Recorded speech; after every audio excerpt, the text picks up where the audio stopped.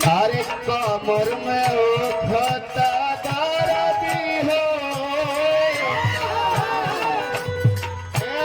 इमरान मेहरारू के सवाल जवाब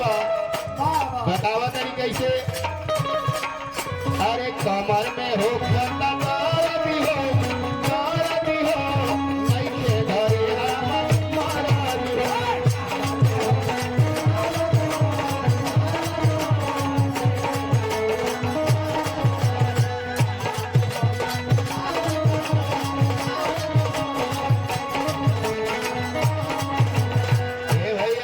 भौजी से बतावत कहता का हेलो बड़ी कहाँ होता तोहर दर्द अब बतावत है बतावा होता भौजी के